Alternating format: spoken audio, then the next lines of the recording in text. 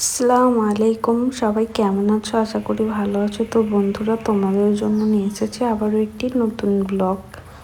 তো আজ সকালে ঘুম থেকে উঠে আমি রুমের বাইরে একটু ভিডিও বানিয়ে নিলাম, তারপরে চলে গেছিলাম মুখ ধুতে।